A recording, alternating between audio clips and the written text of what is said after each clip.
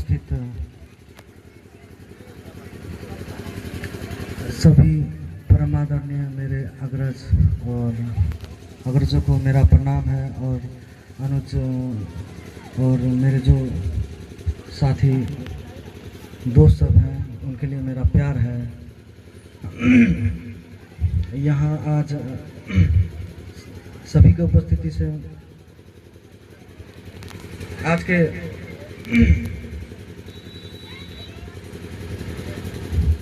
आप लोग की उपस्थिति जो यहाँ पे मूर्ति स्मारक के अनावरण कार्यक्रम के लिए आप लोग की उपस्थिति के लिए मैं आप सभी लोगों को धन्यवाद ज्ञापन करता हूँ।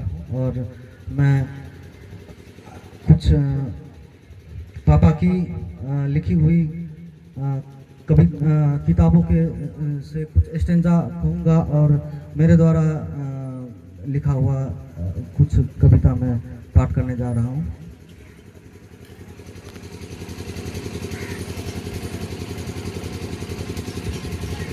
एक कविता है जो जिसका शीर्षक है महाकवि ध्रुव नारायण सिंह राय।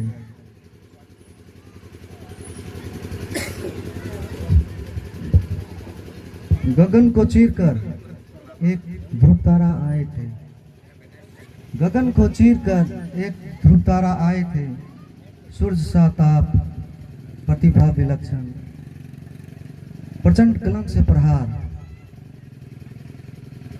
वज्र समान सीना चौड़ा, कद काठी लंबी चौड़ी, अकूत ज्ञान से कितनों को राह दिखा, अकूत ज्ञान से कितनों को राह दिखा, आप समान बनाकर अपनी चमकीली रोशनी बिखेर, अपनी चमकीली रोशनी बिखेर, अंधेरा मीठा सहारा बन बहुतों के दिल में समाये थे। वे खुद मन ही मन मुस्काते थे, बोलता यह सारा संसार, कर देते निर्मल वाणी से गहराई सागर सी उनकी, विद्वता भर गागर में हथियार बना कलम को, कर प्रहार कुरीतियों पर एक नई राह दिखलाए थे। महाकाव्य, खंड काव्य, कविताएं, गजल गीत, आलेख तथा बहुत कुछ श्रेष्ठ लिखकर महाकवि बन पाए थे।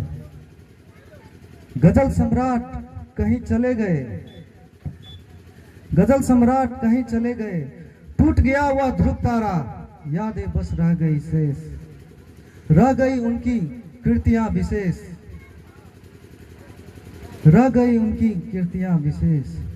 कृतियों के वो सारे पन्ने, कृतियों के वो सारे पन्ने, सबको अपनी रंगों में रंग कर जग को कुछ विशेष कह रहा है, जग को कुछ विशेष कह रहा है।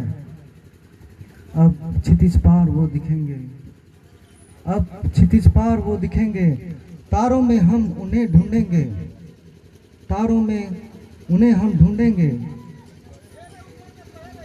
पथ है पर अब वो नहीं, वो मिलेंगे हमें फिर कभी, फिर कभी गगन को चीरकर वो ध्रुव तारा आएंगे, अपनी चमकीली रोशनी से सबको आलोकित कर जाएंगे।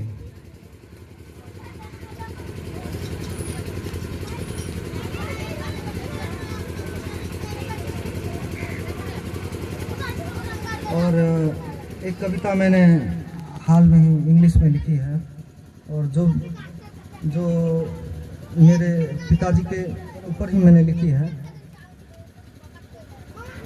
इसको इस कविता का शीर्षक है अ पोएम, जिसका हिंदी में अनुवाद करेंगे तो उसका अर्थ होगा एक कविता। तो मैं इस कविता का वाचन करने जा रहा हूँ। A path where life circulates.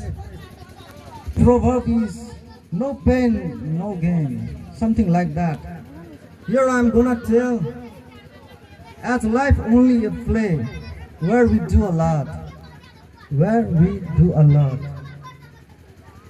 Now a talk about a strong personality. He was Mahakavi. His Mahakavya, Dwapar Gatha, epic, focuses on a topic all around. Dwapar to present. Dwapar to present and focuses on humanity. And focuses on humanity. What the actual need. What the actual need. Lastly, a peace message there. His Khand Kavya, Angutha Bolta Hai, describes a neat clean. His Khand Kavya, Angutha Bolta Hai, describes a neat clean. The old society and efforts of a club. The fee paid a thumb to a teacher. Such a great thinker and just immortal. His talks we listen all around. His talks we listen all around. And next, he was Ghazal Samrat. He was Ghazal Samrat. Ghazals, Geet, articles he wrote on many more.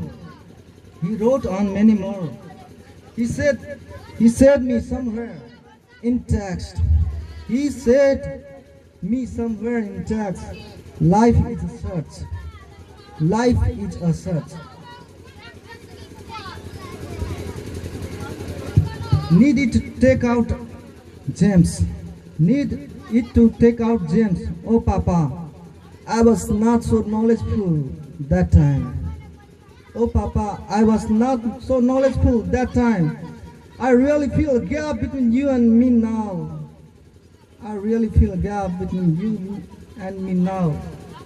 I want to be like you. A poem from son to dad. A poem from son to dad. Please give me some more. Please.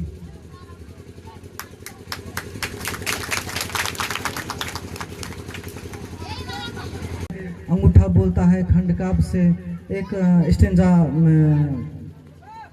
पाठ करने जा रहा हूँ, जिसको मैंने Facebook पे भी डाला है।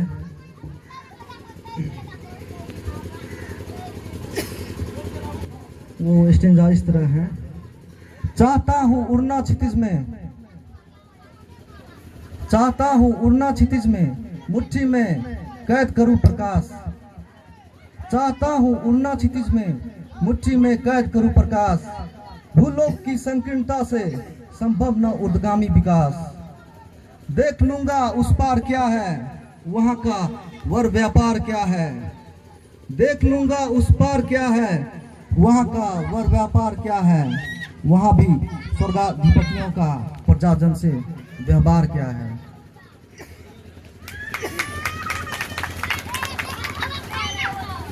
आप सभी को स्मारक के अनावरण कार्य करने आने के लिए मैं तहे दिल से आप लोगों को धन्यवाद ज्ञापन कर रहा हूँ। धन्यवाद।